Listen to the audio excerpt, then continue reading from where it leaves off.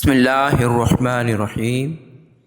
السلام علیکم عزیز طلبہ، اسپرٹ آف اسلام چینل میں ایک بار پھر خوش آمدید۔ آج کی اس کلاس میں جماعت نحم کی اردو لازمی کتاب کے لیکچرز کے سلسلے میں نظم نمبر 3 برسات کا تماشا کے شاعر کا تعارف، نظم کا خلاصہ، نظم کا مرکزی خیال، مشقی سوالات اور اشعار کی ترشیح کو سمجھیں گے۔ اس سے پہلے کہ سبق کا آغاز کریں، اگر آپ نے اب تک ہمارا channel spirit of Islam subscribe نہیں کیا تو چینل کو سبسکرائب کر لیجئے اور بیل آئیکن کو بھی دبا لیجئے تاکہ آپ کو آنے والے اس طرح کے مزید لیکچرز بھی ملتے رہیں۔ سب سے پہلے چلتے ہیں نظم کے خلاصے کی طرف۔ نذیر اکبر آبادی نظم برسات کا تماشا میں موسم برسات میں ہونے والی سرگرمیوں کی منظر کشی کرتے ہوئے اپنے دوستوں کو اس سے لطف اٹھانے کی دعوت دے رہے ہیں۔ وہ لکھتے ہیں کہ طلوع آفتاب کے بعد گرمی کا زور کم کرنے کے لیے ہوا جگہ جگہ سے لا کر بادلوں کو اکٹھا کرتی ہے، پھر یہی ہوا پہاڑوں صحراؤں میں پہنچ کر بارش برسنے کی خوشخبری سناتی ہے۔ یہ سنتے ہی صحرا، پہاڑی چشمے اور موسم کے جانور برسات کی تیاری شروع کر دیتے ہیں۔ جب گہری گھٹا آتی ہے اور آسمانی بجلی کڑکتی ہے تو موسلادھار بارش شروع ہو جاتی ہے۔ کوئل، بگلے اور مور خوشی سے آوازیں نکال رہے ہیں۔ اونچے بنگلے والوں نے میوے، مٹھائی، آم، انگور، سردے، پلاؤ، زردے سے ضیافت یعنی مہمان نوازی کرنی شروع کر دی تاکہ برسات کے موسم سے خوب لطف اندوز ہوا جائے۔ اس کے بعد چلتے ہیں نظم کے مرکزی خیال کی طرف۔ قدرت کے عطا کردہ موسموں میں بہار کا موسم اپنے اندر کچھ خاص ہی کشش رکھتا ہے۔ یہ موسم ہر انسان، حیوان، چرند پرند، شجر حجر پر خوشگوار اثرات ڈالتا ہے اور انہیں ایک روحانی خوشی میں مبتلا کر دیتا ہے۔ گھٹا آ کر می جو برسا گئی ہے تو بے جان مٹی میں جان آ گئی ہے۔ نظم برسات کا تماشا میں نذیر اکبر آبادی اپنے دوستوں کو موسم برسات کے دلکش نظاروں سے لطف اٹھانے کی دعوت دیتے ہیں۔ وہ کہتے ہیں کہ برسات کی آمد کی خبر ہر جاندار میں خوشی کی لہر دوڑا دیتی ہے اور میگھا برسنے پر وہ اپنی خوشی کا اظہار مختلف سرگرمیوں سے کرتے ہیں۔ عزیز طلبہ، اس کے بعد چلتے ہیں مشقی سوالات کی طرف۔ سوال نمبر 1 درج ذیل سوالات کے جوابات دیجیے۔ سوال نمبر 1، اس میں پہلا سوال ہے، خورشید کس طرح گھر سے نکلا ہے؟ اس کا جواب ہے، جب سورج طلوع ہو کر اپنی تپش پھیلاتا ہے تو اس کی کرنیں دریاؤں اور سمندروں کے پانی کو بھاپ بنا کر اڑا دیتی ہیں۔ اس کا دوسرا سوال ہے، اس نظم میں صبا کے قاصد سے کیا مراد ہے؟ اس کا جواب ہے، ہوا میں نمی ہمیں بارش کی آمد کی اطلاع دیتی ہے۔ صبا کے قاصد پہاڑ صحرا کو سرسبز ہونے کی خبر دیتی ہے۔ تیسرا سوال ہے، اس نظم کے چوتھے بند میں کیا منظر دکھایا گیا ہے؟ اس کا جواب ہے، اس نظم کے چوتھے بند میں یہ منظر دکھایا گیا ہے کہ جب بادل گھر آتے ہیں اور آسمانی بادلوں سے آسمان بھر جاتا ہے تو ہر طرف گھنگھور گھٹا چھا جاتی ہے۔ آسمانی بجلی اپنی شکل دکھاتی ہے، آسمانی بجلی کڑکتی اور چمکتی ہے اور بادلوں کے برسنے کا عمل شروع ہو جاتا ہے۔ اس کا اگلا سوال ہے، صبا نے کوہ و دشت اور صحرا میں کیا نوید سنائی؟ اس کا جواب ہے، جب ہوا نے آ کر بارش کی خبر دی تو پہاڑ اور صحرا میں برسات کی آمد کا انتظار شروع ہو گیا۔ آمد برسات کی خوشخبری جب لق و دق صحرا میں پہنچی تو اپنی پیاس بجھانے کے لیے تیار ہو گیا۔ اگلا سوال ہے، کون کون سے جانور برسات سے لطف اٹھا رہے تھے؟ اس کا جواب ہے، کوئل، مور، سفید بگلے اور ہدہد برسات کے موسم سے لطف اٹھا رہے تھے۔ اس کا آخری سوال ہے، ساخت کے لحاظ سے اس نظم کا کیا نام ہے؟ اس کا جواب ہے، ساخت کے لحاظ سے اس نظم کا نام مخمس ہے۔ اور یہاں مخمس کی میں وضاحت کرتا چلوں۔ مخمس کسی بھی نظم کے اس بند کو کہتے ہیں جس میں 5 مصرع ہوں، جس کے ہر بند میں 5 مصرع ہوں، اسے مخمس کہا جاتا ہے۔ عزیز طلبہ، اس کے بعد چلتے ہیں سوال نمبر 2 کی طرف۔ درج ذیل جوابات میں سے درست جواب پر ٹک کا نشان لگائیے۔ یہ کثیر الانتخابی سوالات ہیں جس میں 4 آپشن دیے گئے ہیں۔ جس طرح کہ آپ اسکرین پر دیکھ رہے ہیں کہ میں نے درست جواب پر ٹک کا نشان پہلے سے لگا دیا ہے۔ اس کا پہلا سوال ہے، بارش کی وجہ سے تازے تازے موجود ہیں۔ نمبر 1 پھل، نمبر 2 میوے، نمبر 3 زردے، نمبر 4 پکوان۔ اس کا درست جواب ہے نمبر 1 پھل۔ دوسرا سوال ہے، کالی گھٹا سے چنگھاڑ رہے ہیں۔ نمبر 1 ہاتھی، نمبر 2 مور، نمبر 3 کوئل، نمبر 4 بگلے۔ اس کا درست جواب ہے نمبر 1 ہاتھی۔ اس کا تیسرا سوال ہے، کالی گھٹا سے اڑ رہی ہیں۔ نمبر 1 کوئلیں، نمبر 2 بگلے، نمبر 3 بجلیاں، نمبر 4 کوکلیں۔ اس کا درست جواب ہے نمبر 2 بگلے۔ اس کا چوتھا سوال ہے، صبا سے ہوا مراد ہے۔ نمبر 1 سمندر کی، نمبر 2 باغ کی، نمبر 3 صحرا کی، نمبر 4 ریگستان کی۔ اس کا درست جواب ہے نمبر 2 باغ کی۔ اس کا پانچواں سوال ہے، بارش میں تیار ہوتے ہیں۔ نمبر 1 پھل، نمبر 2 پھول، نمبر 3 پکوان، نمبر 4 لباس۔ اس کا درست جواب ہے نمبر 3 پکوان۔ عزیز طلبہ، چلتے ہیں سوال نمبر 4 کی طرف۔ سوال نمبر 4 میں پہلی لائن کے اندر 4 الفاظ دیے گئے ہیں اور اسی طرح سے کتاب میں دوسری لائن میں بھی 4 الفاظ دیے گئے ہیں۔ پہلی لائن کے الفاظ کو دوسری لائن کے الفاظ سے ملا کر جوڑے بنانا ہے، جس طرح سے سوال میں بیان کیا گیا ہے۔ سطر الف کے الفاظ سطر بے کے الفاظ کے جوڑے بنائیے۔ پہلی لائن میں لفظ ہے رعد، اس کے سامنے میں نے پہلے سے لفظ لکھ دیا ہے، لفظ آئے گا گرج۔ دوسرا لفظ دشت، اس کے سامنے لفظ لکھ دیا گیا ہے صحرا۔ تیسرا لفظ صبا، اس کے سامنے لفظ لکھ دیا گیا ہے ہوا۔ چوتھا لفظ جھڑی، اس کے سامنے لفظ آئے گا می۔ سوال نمبر 5، خالی جگہوں کو درست الفاظ سے پر کیجیے۔ خالی جگہوں کو پہلے سے میں نے یلو کلر کے الفاظ سے پہلے سے فل کر دیا ہے، آپ اسکرین پر دیکھ سکتے ہیں۔ پہلا جملہ تھا، آئی ہوا بھی لے کر ڈیش کو ہر نگر سے، یا لفظ آئے گا بادل، تو اس طرح پورا جملہ بنے گا، آئی ہوا بھی لے کر بادل کو ہر نگر سے۔ دوسرا جملہ ہے، ہر کوہ ڈیش کو بھی کہتے ہیں یوں سنا کر، لفظ آئے گا دشت، تو پورا جملہ بنے گا، ہر کوہ دشت کو بھی کہتے ہیں یوں سنا کر۔ تیسرا جملہ ہے، جب یہ نوید ڈیش صحرا میں ایک باری، یہاں لفظ آئے گا پہنچی، تو پورا جملہ ہوا، جب یہ نوید پہنچی صحرا میں ایک باری۔ چوتھا جملہ ہے، ہو مست ڈیش گرجا کوئل کی کوک آئی، اس میں لفظ آئے گا رعد، ہو مست رعد گرجا کوئل کی کوک آئی۔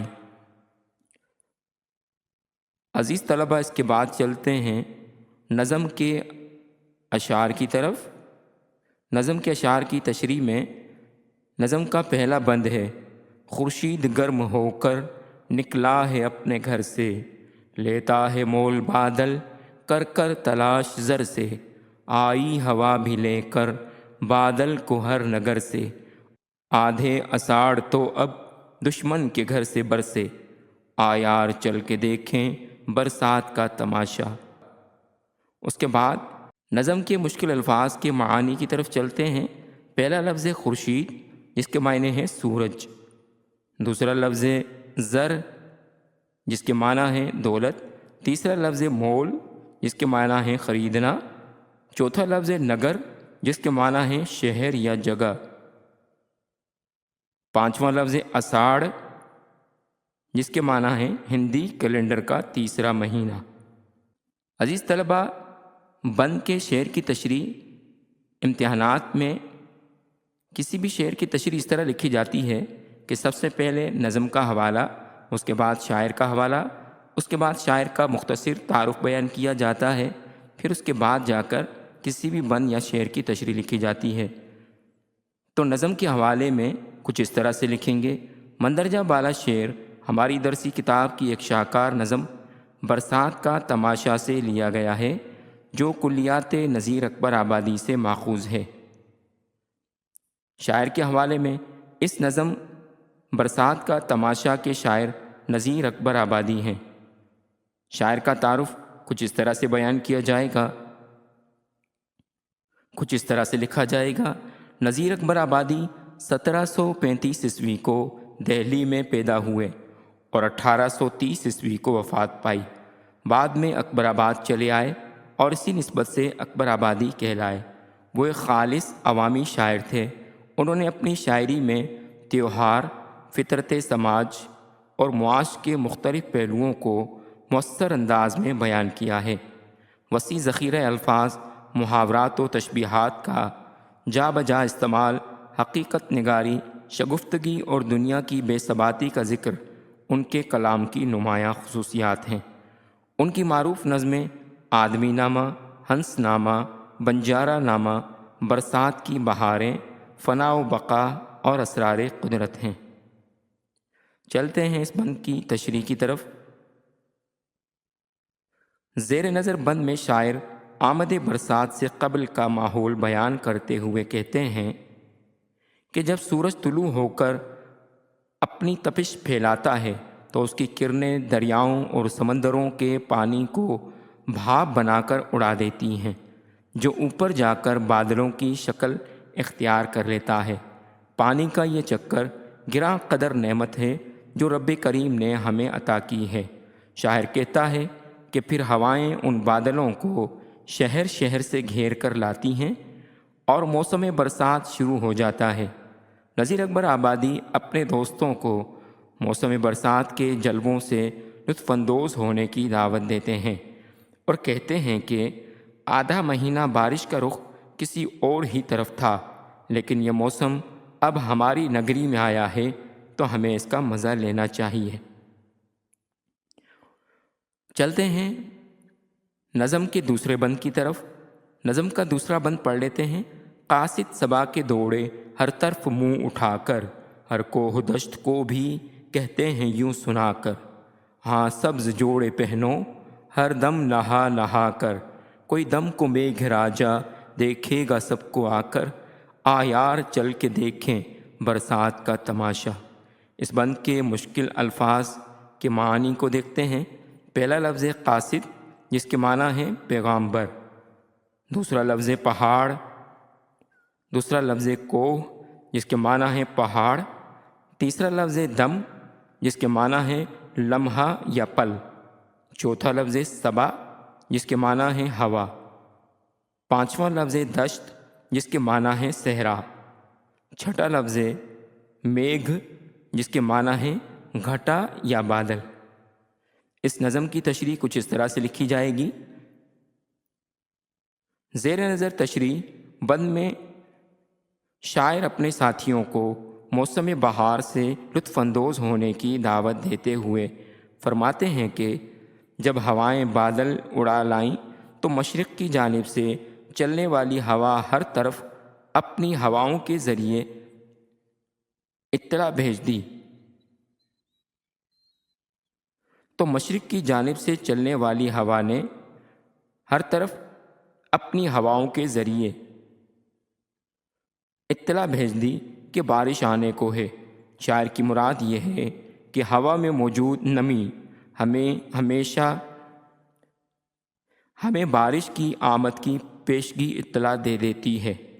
باد صبا کے جھونکے پہاڑ صحرا کو بھی سرسبز ہونے کی خبر دیتے ہیں، کیونکہ کسی بھی وقت گھٹا آ کر ہر شے کو جل تھل بارش سے نہلا دے گی اور ہر جا سبزہ ہی سبزہ نظر آئے گا۔ ہیں اس ہوا میں کیا کیا برسات کی بہاریں، سبزوں کی لہلہاہٹ، باغات کی بہاریں۔ عزیز طلبہ، چلتے ہیں نظم کے تیسرے بند کی طرف۔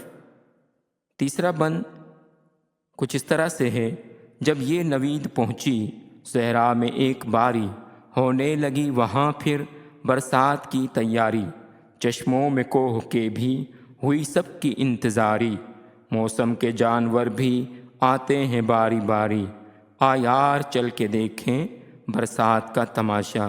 اس بند کے مشکل الفاظ کے معنی میں صرف ایک لفظ معنی طلب ہے، اور وہ لفظ ہے نوید، جس کے معنی ہے خوشخبری۔ اس بند کی تشریح میں کچھ اس طرح سے لکھا جائے گا: شاعر اس بند میں فرماتے ہیں کہ جب ہوا نے آ کر بارش کے آنے کی خبر دی، پہاڑ و صحرا میں برسات کی آمد کا انتظار شروع ہو گیا۔ آمد برسات کی خوشخبری جب پیاسے لک اور دک صحرا میں پہنچی تو وہ اپنی پیاس بجھانے کے لیے تیار ہو گیا، جبکہ پہاڑوں کے درمیان بہنے والے چشمے پھر سے جل تھل ہونے کے لیے تیار ہو گئے، اور ان تمام چرند پرند کی راہ دیکھنے لگے جو اس موسم میں ان چشموں سے سیراب ہونے کے لیے آتے ہیں۔ شاعر خوش ہو کر اپنے دوستوں کو ان مناظر سے لطف اٹھانے کی دعوت دیتے ہیں۔ عزیز طلبہ، چلتے ہیں نظم کے چوتھے بند کی طرف۔ ساون کے بادلوں سے پھر آ گھٹا جو چھائی، بجلی نے اپنی صورت پھر آن کر دکھائی، ہو مست رعد گرجا کوئل کی کوک آئی، بدلی نے کیا مزے کی رم جھم جھڑی لگائی، آ یار چل کے دیکھیں برسات کا تماشا۔ بند کے مشکل الفاظ کے معنی میں پہلا لفظ ہے رعد، جس کے معنی ہے آسمانی بجلی۔ دوسرا لفظ ہے بدلی، جس کے معنی ہے گھٹا۔ تیسرا لفظ ہے کوک، جس کے معنی ہے کوئل کی آواز۔ چوتھا لفظ ہے جھڑی، جس کے معنی ہے مسلسل بارش۔ اس بند کی تشریح میں کچھ اس طرح سے لکھی جائے گی: زیر نظر بند میں نذیر اکبر آبادی وہ منظر بیان کر رہے ہیں جب بادل گھر کر آتے ہیں اور آسمان بادلوں سے بھر جاتا ہے۔ شاعر کہتے ہیں کہ جب ہر طرف گھنگھور گھٹا چھا جاتی ہے تو آسمانی بجلی بھی اپنی شکل دکھاتی ہے، اور پھر یہ آسمانی بجلی چمکتی ہے، کڑکتی ہے، کوئل خوش ہو کر آوازیں نکالتی ہے، اور بادلوں کے برسنے کا سلسلہ شروع ہو جاتا ہے۔ شاعر اپنے دوستوں کو دعوت دیتے ہیں کہ آؤ اس مسلسل برستی بارش کے مزے لوٹیں۔ عزیز طلبہ، نظم کے پانچویں بند کی تشریح کی طرف چلتے ہیں۔ اس کا پانچواں بند ہے: کالی گھٹا ہے ہر دم برسے ہے می کی دھاریں، اور جس میں اڑ رہی ہیں بگلوں کی سو قطاریں، کوئل پپی ہے کوکیں اور کوک کر پکاریں، اور مور مست ہو کر جوں کو کلا چنگھاڑیں، آ یار چل کے دیکھیں برسات کا تماشا۔ اس بند کے مشکل الفاظ کے معنی میں پہلا لفظ می، جس کے معنی ہے بارش۔ دوسرا لفظ کوکلا، جس کے معنی ہے ہدہد، جو کہ ایک پرندے کا نام ہے۔ اس بند کی تشریح کچھ اس طرح سے لکھی جائے گی: زیر تشریح بند میں شاعر کہتے ہیں کہ رمجھم بارش صرف صحرا اور پہاڑ کو سرسبز نہیں کرتی، بلکہ خود پرندے بھی بارش کی جھڑی دیکھ کر جھوم جھوم جاتے ہیں اور گا گا کر اپنی خوشی کا اظہار کرتے ہیں۔ شاعر کہتے ہیں کہ ہر جگہ گہرے بادل چھائے ہوئے ہیں اور موسلا دھار بارش برس رہی ہے۔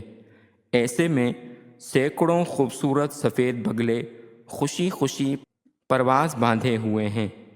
کوئل، پپیہے، مور اور ہدہد خوش ہو کر ایک دوسرے کو پکار رہے ہیں۔